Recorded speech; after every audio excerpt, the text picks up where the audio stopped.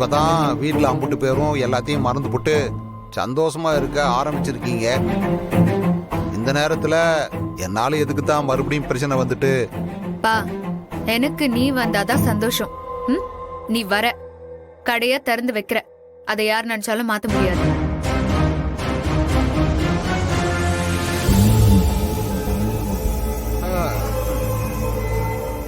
என்னையா மாப்பிள்ள, கேட்டியாயா? கடையை திறக்க நான் தான் வரணுமாம் இல்ல? அது என்னமோ தெரியலையா மாப்பிள்ள, என் மகளுக்கு நான் அம்முட்டு உசுறு போட்டிருக்கு. என்னை விட்டு கொடுக்கவும் மாட்டா, இந்த அப்பனை விட்டுட்டும் போக மாட்டா. அப்ப என்னமோ ஒண்ணு கேட்டல, வெள்ளிக்கிழமை என்ன பிளான் தானே கேட்ட? ஏய்யா மாப்பிள்ள, நீயும் இந்த ஆதியும் சின்னதா சிரிச்சாலே எனக்கு பொறுக்காது. இப்ப என்னடான்னா இவ்வளோ பெரிய துணி கடை, துணி கடலை திறக்கிறீங்க. அப்ப என்னால எப்படி சும்மா இருக்க முடியும்? ஏதாவது பண்ணும்ல? ஏய், அதாவது பொதுவா பார்த்தோம்னு வையேன், சனி போனோம் தனியா போவாது. ஆனா இந்த வெள்ளிக்கிழமை துணைக்கு எம்புட்டு போனோம் போக போகுதோ தெரியலையா?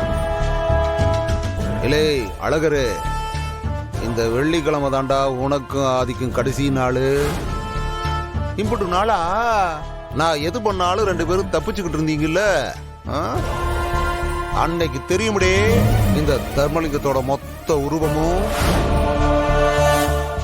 இம்புட்டு நாளா சேர்த்து வச்ச மொத்த கோபத்தையும் ஒரே நாள்ல உங்க 2 பேர் மேலையும் காட்டுறேன் பாடுறா. சாம்பல் கூட மிஞ்சாது, மிஞ்சாது.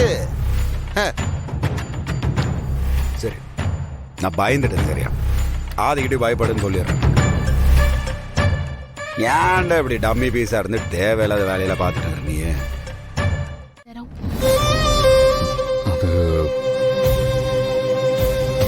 என்ன ஆதி, முகம்லாம் இப்படி வேர்த்திருக்கு?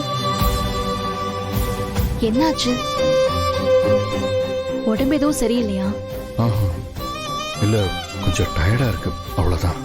நான் சுடு தண்ணி போட்டு தரேன், குளிக்கிறீங்களா? ஏதோ 5 மினிட்ஸ்ல வரேன். பாரதி, சொல்லுங்க ஆதி. நான் உங்ககிட்ட ஒரு விஷயம் சொல்லணும். சொல்லுங்க.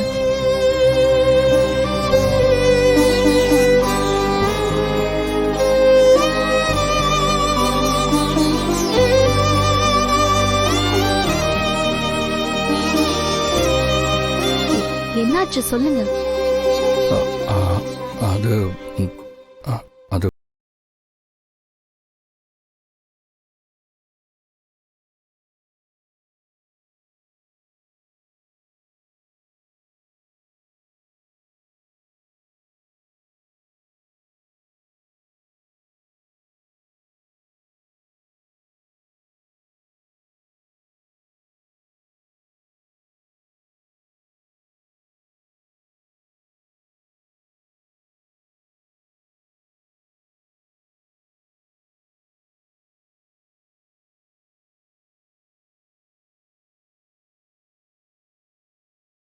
இதுக்கு மேல நீ தாண்டி சொல்லணும். ஏண்டி உங்ககிட்ட தாண்டி பேசிட்டுக்கிறேன். ஒன்னா ஆமான்னு சொல்லி, இல்ல இல்லன்னு சொல்லு.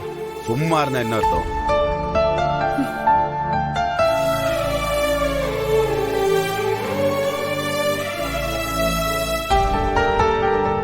அழகரே, என்னடா எதுக்கு இவ வேலப்பர் கோயில் வெள்ளாடு மாதிரி உருன்னு உக்காந்துருக்கா?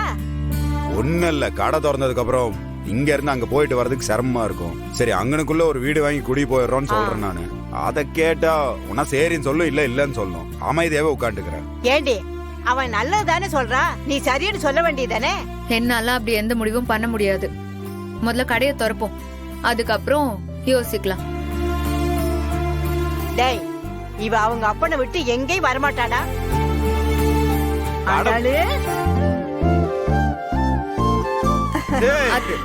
அம்மா வாங்கம்மா, எப்படி இருக்கு? தள்ளிடா, வழிய மறைச்சுக்கிட்டே மருமகளை பார்க்க வந்திருக்க. என் தங்கம், என் செல்லம், என் ரசாத்தி. காலையில தான் விஷயத்தை கேள்விப்பட்டேன். அதான் என் கால் தரையிலேயே நிக்கல. ஆண்டாளு, என் வம்சத்தை உன் வயித்துல சுமந்து என் வயித்துல பாலை வாத்த. நீ நிக்க கூடாது, முதல்ல உட்காரு உட்காரு. அத்தை ஏதாவது சாப்பிடுறீங்களா? அதெல்லாம் ஒண்ணும் வேண்டாம் ஆண்டாளு. ஒண்ணும் பிரச்சனை இல்லை. அடடே, நல்லா வாங்க இருக்கேன். சம்மந்தி. வாங்க சம்பந்தி, நல்லா இருக்கீங்க? நல்லா இருக்கேன் சம்மந்தி, நல்லா இருக்கேன். ஆண்டாளோட அப்பனா நல்லா இருக்கேன். ஆமா, எங்க சம்பந்தி அம்மாவை காணோம்? பவித்ரா வீட்டுக்கு போயிருக்காமா, நாளைக்கு தான் வருவா. அவ கல்யாணத்துக்கு தான் வர முடியாம போச்சு. இவன் அன்னைக்கு நிச்சயதார்த்தம் தான் சொன்னா, அப்புறம் பார்த்தா திடீர்னு கல்யாணம் முடிஞ்சு போச்சுன்னு சொல்றான். சரி விடுங்கம்மா, அது அப்படிதான் நடக்கணும்னு இருந்திருக்கு, அது நடந்துருச்சு. ஆமா, நீங்க என்ன தாம்பல தட்டுலாம் தூக்கிட்டு வந்திருக்கீங்க? பின்ன ஆண்டாள் மாசமா இருக்கான்னு கேட்ட உடனே என்னால அங்க வீட்லயே இருக்க முடியல. அதான் உடனே என் சொந்தக்காரங்களை எல்லாம் கூப்பிட்டுக்கிட்டு இன்னைக்கே ஆண்டாளுக்கு மஞ்சள் குங்குமம் வச்சு விழான்னு வந்திருக்கேன்.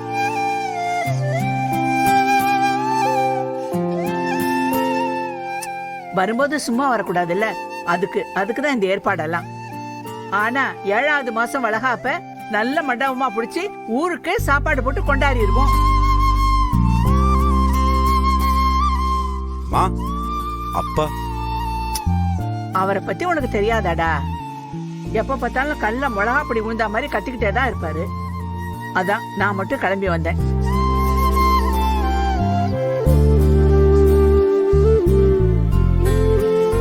அட என்ன ஆண்டாளு, நீயும் மூஞ்சிய உம்முன்னு வச்சிட்டு இருக்க? உன் மாமா பத்தி உனக்கு தெரியும்ல, இப்பதான் இந்த வீரா பல்லாம். நீ பேர பிள்ளைய மட்டும் பெத்து கொடுத்துரு, அப்புறம் பாரு, அத கீழே இறக்கி விடாம தூக்கி வச்சுக்கிட்டே தெரியும்.